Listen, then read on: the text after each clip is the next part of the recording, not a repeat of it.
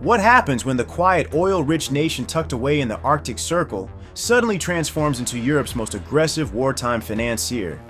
When a state once defined by neutrality and diplomacy suddenly begins writing the biggest checks, sending the most advanced weapons, and daring Moscow to respond?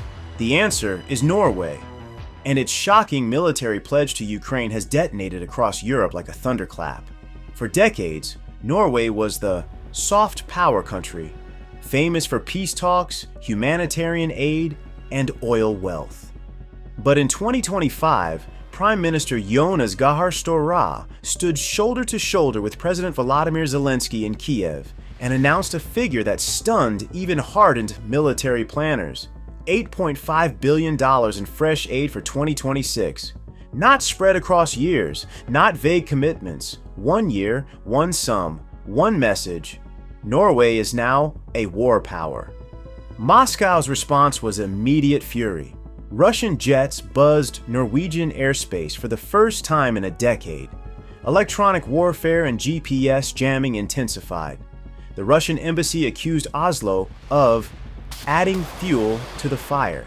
But for Norway's leadership, the stakes were clear. Ukraine's fight is not only about Kiev's survival, it is about Europe's survival, and the numbers back it up. By 2025, Norway was spending 3.3% of its GDP on defense, dwarfing most NATO allies and far exceeding the 2% benchmark. By 2030, the government has vowed to hit 5% of GDP, more than double NATO's baseline. To put that in perspective, Germany, Europe's largest economy, still struggles to meet 2%.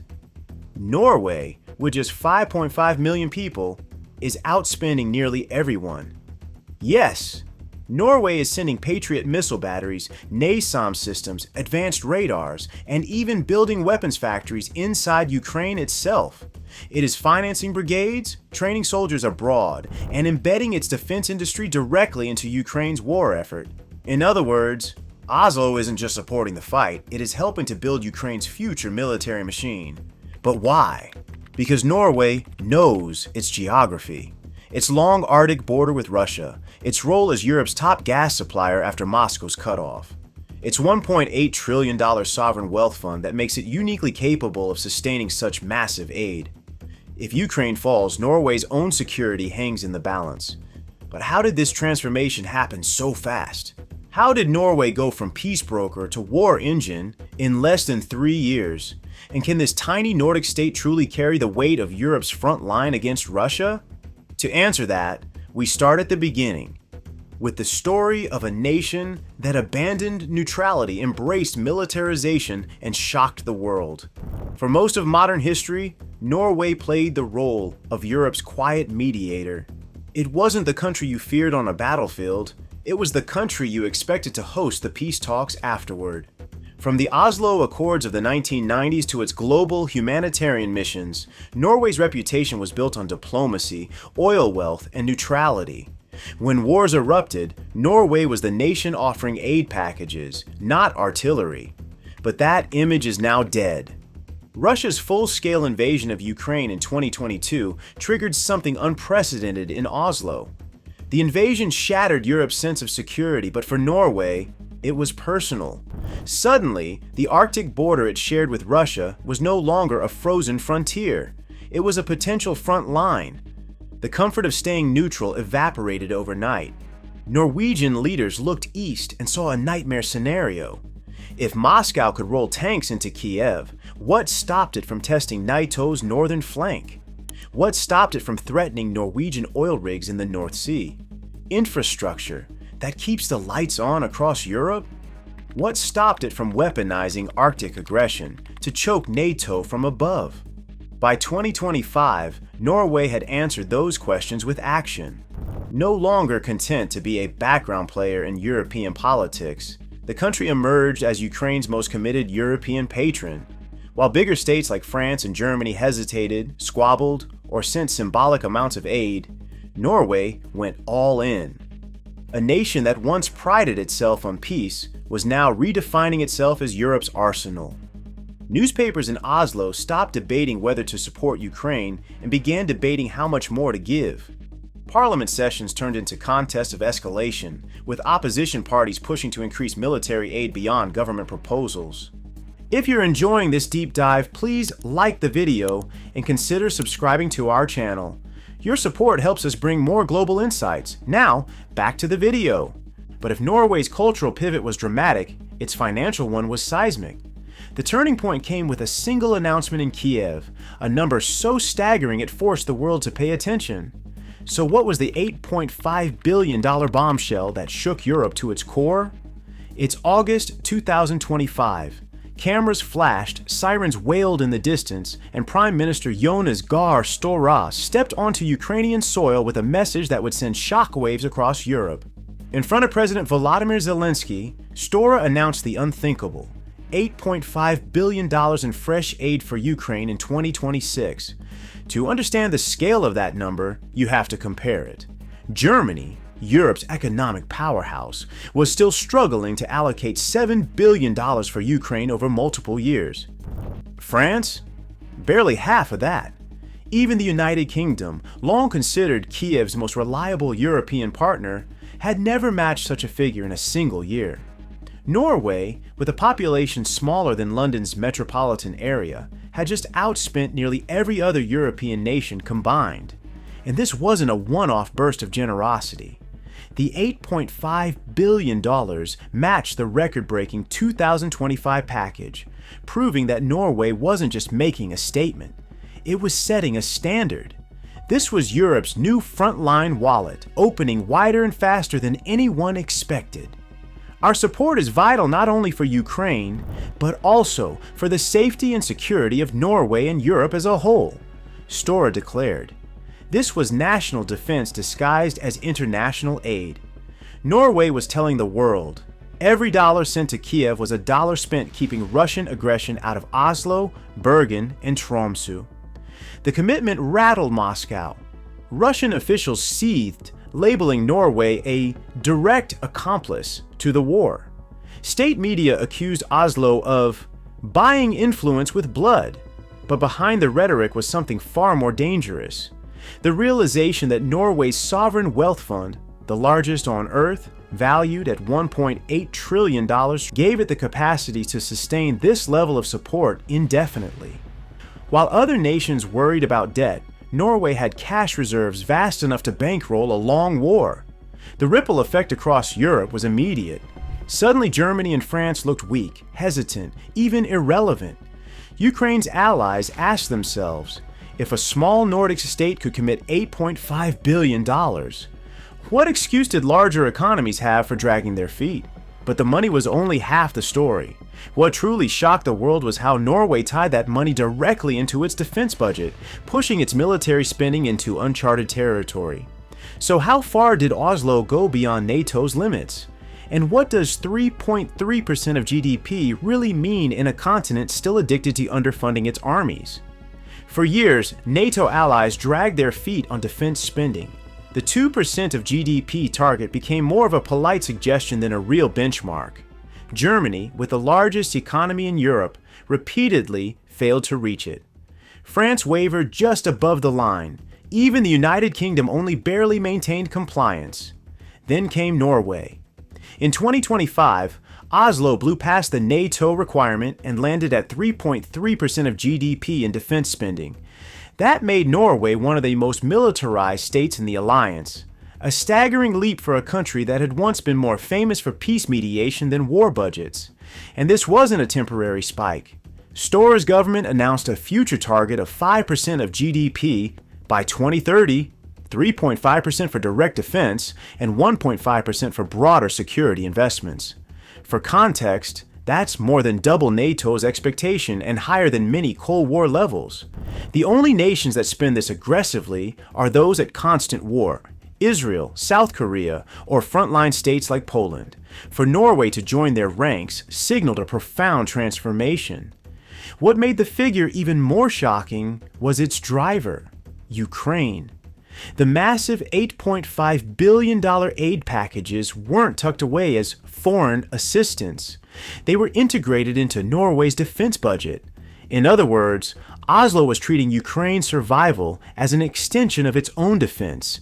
Every Patriot battery sent eastward, every dollar spent financing Ukrainian gas through winter, every radar installed near Odessa, all of it was accounted for as Norway protecting Norway. This redefinition of national defense rattled Europe. While most countries still debated whether to view Ukraine's war as an existential threat, Norway had already acted. It saw the map clearly. If Ukraine fell, NATO's northern flank was next. The political implications were just as seismic. Opposition parties, instead of criticizing government overspending, demanded more.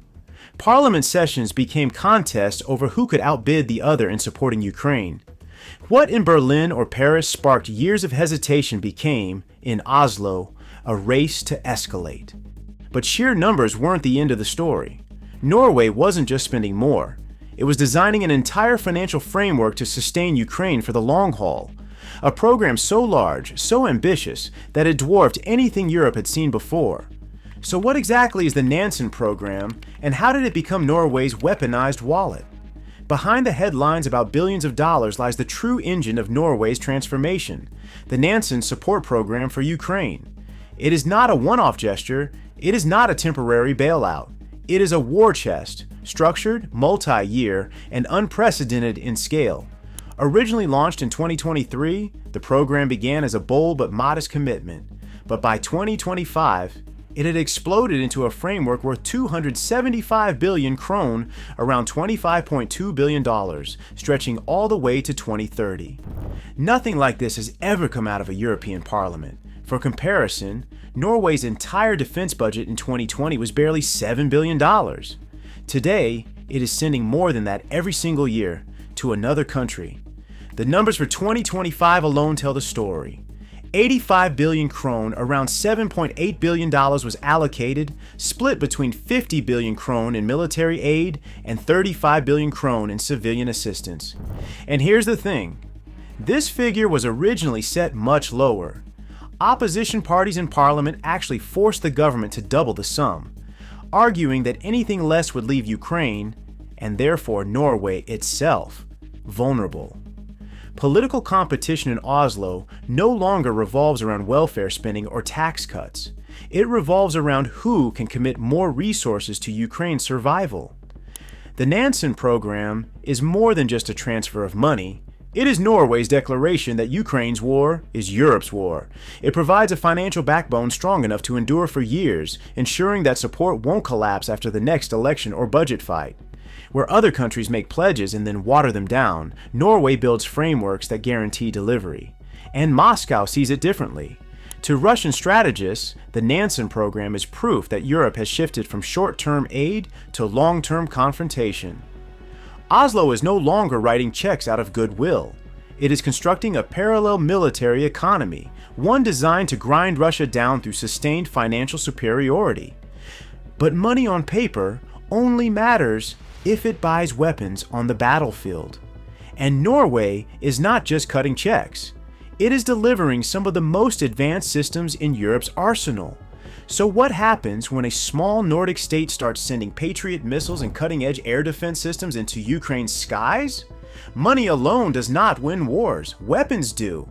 And Norway, in its unprecedented support for Ukraine, has committed to delivering some of the most sophisticated systems in Europe, turning the battlefield upside down.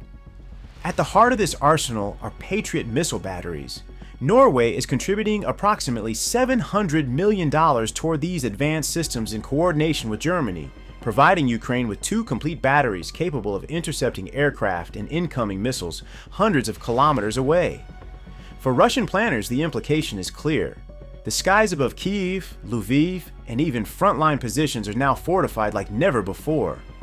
One miscalculated sortie could end in catastrophic loss. But Norway didn't stop there. Air defense radars from Hensoldt and additional systems from Norwegian defense, Giant Kongsberg, provide continuous surveillance, creating overlapping layers of detection. Ukraine can now track hostile aircraft, drones, and missiles in real time, giving defenders precious seconds, sometimes minutes, to respond. The genius of Norway's approach lies not just in hardware, but in integration. These systems don't exist in isolation. They are networked into Ukrainian command and control, ensuring every missile launch, radar sweep, and interception is coordinated. And the result is a force multiplier. Fewer resources, exponentially more effect. This is further amplified by Norway's investments in counter-drone technologies. Loitering munitions, low-cost, high-volume missiles, and NASAMS-compatible systems now create a defensive shield over cities, infrastructure, and frontline positions. In a conflict increasingly dominated by unmanned systems, Norway has given Ukraine a decisive edge. The strategic consequences are profound. Moscow's air superiority, once taken for granted, is now challenged. Russian aircraft and missiles face a complex, multi-layered defense, an invisible wall erected by a nation of just 5.5 million people. Every flight into Ukrainian airspace carries risk. Every missile fired could be neutralized before reaching its target. And yet, this is just the beginning. Norway isn't merely supplying weapons from its stockpiles. It is building the future of Ukrainian defense, embedding industrial capacity directly within the country. Factories, research partnerships, and unmanned vessel production are now part of Oslo's strategy, ensuring Ukraine can produce and maintain its own advanced systems for years to come. So what happens when Norway takes industrial-scale weapons production and plants it inside Ukraine itself? Norway's support for Ukraine isn't limited to sending missiles or artillery. It has taken the unprecedented step of building weapons factories inside a war zone, effectively embedding European defense industrial capacity directly into Ukraine. This is not just aid, it's a strategic revolution. In June 2025, Norwegian defense giant Kongsberg Defence and Aerospace signed agreements to produce advanced air defense missiles and unmanned surface vessels on Ukrainian soil. These facilities aren't token workshops, they are full-scale production hubs, financed entirely by Oslo.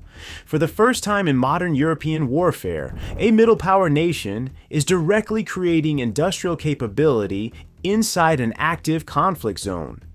The missiles are designed specifically to counter the drone threats that have come to define modern warfare. Small, agile, and high volume, they integrate seamlessly with NASAMS and other defense networks. Meanwhile, unmanned surface vessels armed with Norwegian weapon stations can patrol Ukraine's rivers and coastlines, providing naval deterrence against Russian incursions. But the significance of this move goes far beyond weapons. It establishes Ukraine as a self-sustaining defense hub, capable of producing its own high-tech systems even as the war continues. Norway isn't just supplying what Kiev needs today. It is shaping the nation's military future, creating what will last long after foreign soldiers leave. This approach also signals a new model of wartime cooperation. In past conflicts, aid typically involved sending weapons and equipment with little long-term industrial engagement. Norway has rewritten the rules. It is combining finance, technology, and infrastructure to create an enduring military-industrial partnership. For Russia, the implications are terrifying. Every missile, every drone, every naval vessel that Ukraine can produce independently chips away at Moscow's assumptions of dominance. Every Norwegian finance factory is a permanent thorn in Russian strategy. And for Europe also, the message is equally clear. A small, wealthy nation with strategic vision can reshape the battlefield. Norway has leveraged its economic clout, industrial know-how, and willingness to act decisively to become not just a donor, but a central architect of European defense policy. So now this question becomes unavoidable. If Norway can industrialize Ukrainian defense and fund its war machine, how far can it project power across Europe and the Nordic-Baltic region? Norway's commitment to Ukraine goes far beyond missiles and factories. It has become the strategic anchor of a Nordic-Baltic military coalition, turning the northern flank of Europe into a coordinated bulwark against Russian aggression. This is no longer assistance, it is power projection on a regional scale. The centerpiece of this initiative is a $940 million program to train and equip a full Ukrainian brigade. Between Norway, the UK, and Germany, 3,000 to 5,000 Ukrainian soldiers are receiving world-class training, mastering combined arms tactics, modern communications, and integrated air defense operations. Norway doesn't just supply weapons, it teaches Kiev to wield them like a first-rate army.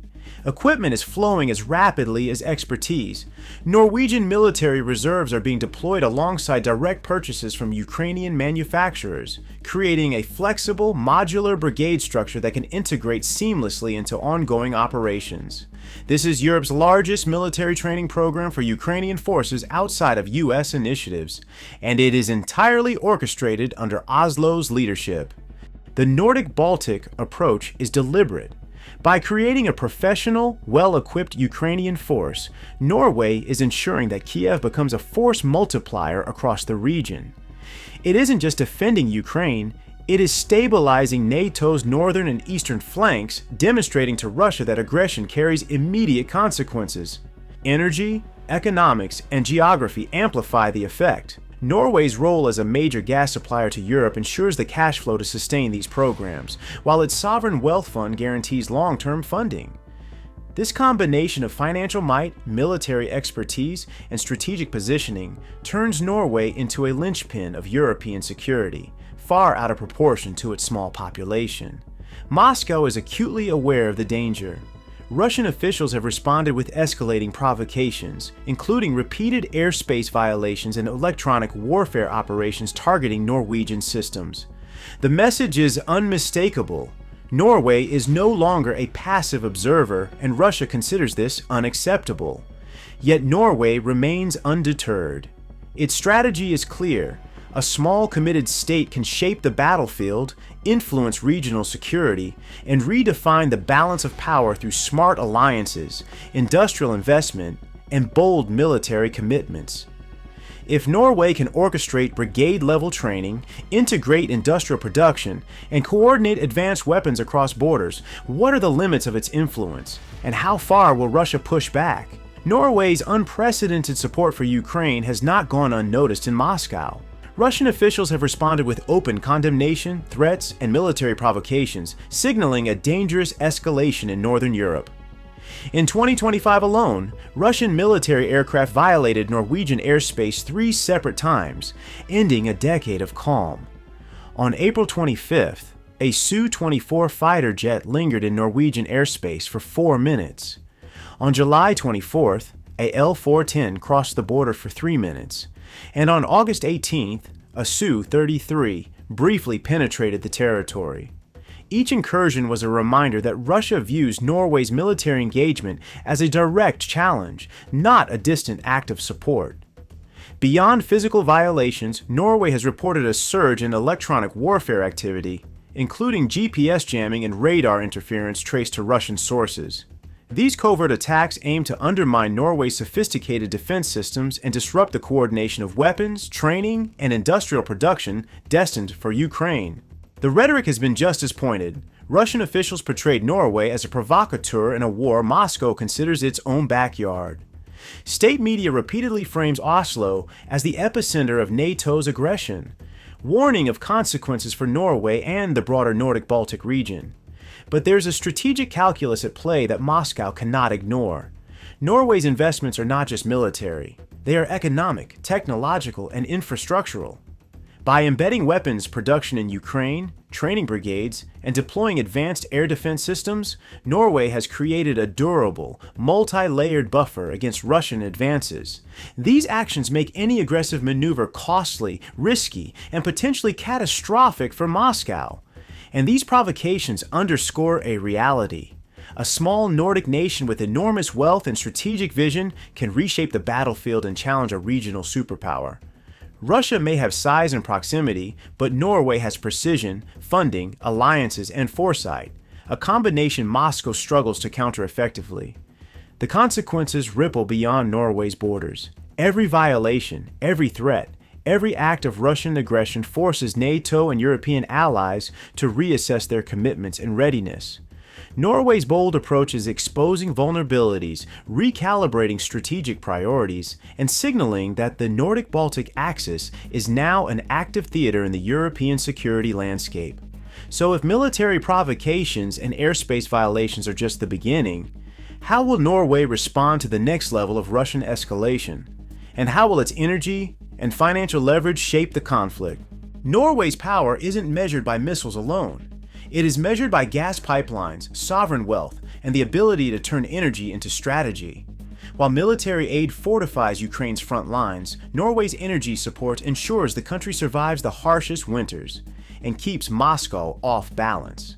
Following Russia's 2022 invasion of Ukraine, European gas markets became a weaponized chessboard. Norway, already a major supplier of natural gas to Europe, leveraged this position with surgical precision.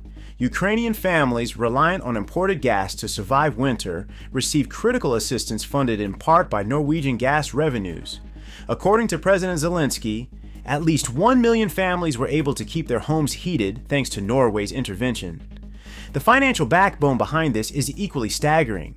Norway's $1.8 trillion sovereign wealth fund provides unprecedented flexibility, allowing Oslo to commit vast sums to Ukraine without incurring debt or domestic political backlash. In effect, Norway has turned national wealth into a weapon of war, directly supporting the fight against Russian aggression. But there is more than charity at play. Energy support gives Norway strategic leverage over Europe's broader security posture. Countries dependent on gas imports must account for Oslo's influence when planning defense policy, sanctions, or regional cooperation. Norway is no longer a peripheral NATO member. It is a central node connecting finance, energy, and military power. The dual threat of military and energy leverage has clearly rattled Moscow. Russia's targeting of Ukrainian energy infrastructure underscores the importance of Norway's interventions. By ensuring a reliable gas supply and integrating it into the defense framework, Oslo has neutralized one of Russia's key pressure points, reducing the Kremlin's ability to weaponize winter and scarcity. The strategic interplay is brutal and precise. Missiles protect infrastructure, factories produce arms, and gas keeps populations alive. Each component reinforces the others, creating a multi-domain buffer against Russian escalation. This combination of military might, industrial capacity, and energy influence allows Norway to punch far above its size. With these military, industrial, and energy power all integrated into a coherent strategy, how far can Norway's project influence across Europe? And what precedent does this set for other middle powers? Norway's actions in Ukraine have reshaped the map of European influence.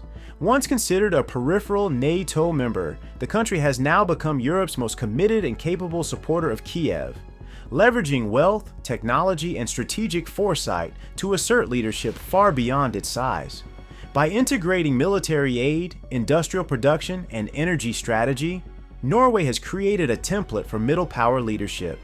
Its $8.5 billion annual military commitment, combined with the multi-billion-dollar Nansen Programme, demonstrates that influence is not reserved for continental giants like Germany or France.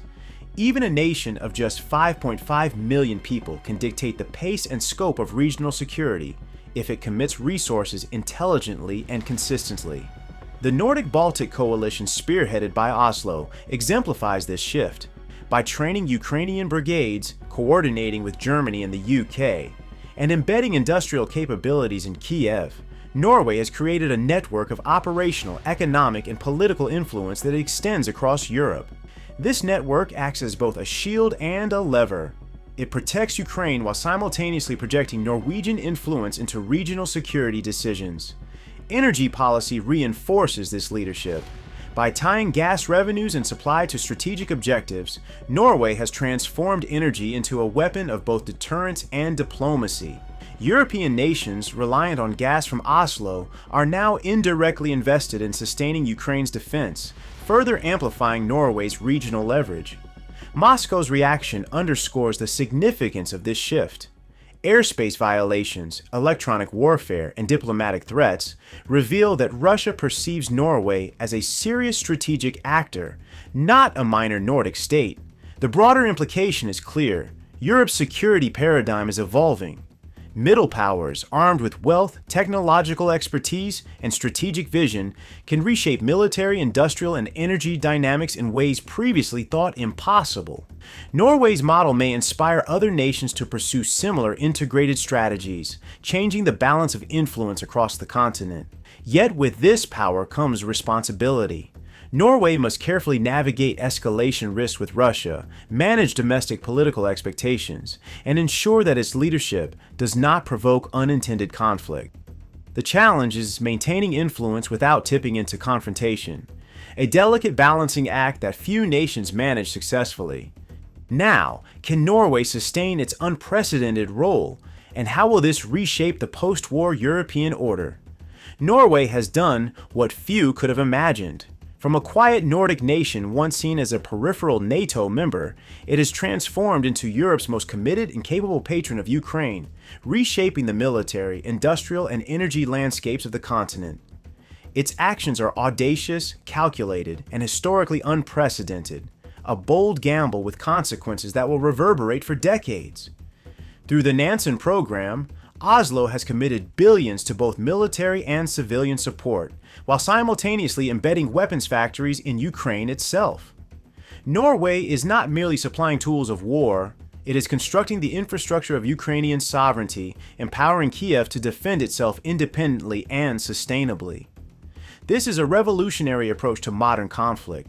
Aid becomes partnership, assistance becomes industrial strategy, and vision becomes power. Military training, brigade-level development, and advanced weapon deployments illustrate a new model of force projection for a small state. Norway's ability to coordinate with the UK, Germany, and other allies while leading the Nordic-Baltic coalition demonstrates that influence in Europe is no longer measured by size alone. Precision, foresight, and willingness to act decisively can achieve far more than raw numbers ever could. Energy policy adds another layer of power. By leveraging natural gas supplies in its sovereign wealth fund, Norway has turned economic strength into a strategic instrument, ensuring Ukraine's survival during critical winters and tying European energy stability directly to Norwegian policy choices. Moscow knows this, and its provocations, from airspace violations to electronic warfare, are a clear acknowledgement of Norway's growing strategic clout. The implications are staggering. Norway's actions have redefined the role of middle powers in modern conflict, created sustainable defense infrastructure inside a war zone, and projected influence across Northern and Eastern Europe. The country has set a new standard for leadership, demonstrating that even small nations can decisively shape the trajectory of regional security when strategy, wealth, and resolve converge. Yet, with power comes responsibility and risk. Norway must navigate Russian hostility, regional tensions, and the long-term challenge of sustaining unprecedented levels of aid and influence. Missteps could ignite escalation or provoke unforeseen consequences. But Norway's gamble is deliberate. It is a calculated, bold assertion of vision, commitment, and capability, one that signals a new era for Europe, for NATO, and for the balance of power in the Nordic-Baltic region. The stage is set, the actors are in motion, and the world is watching. If you found this analysis valuable, please consider subscribing to our channel for more deep dives into geopolitics. We would love to hear your thoughts. Drop your comments below and let us know what you think. Thank you for watching, and see you in the next video.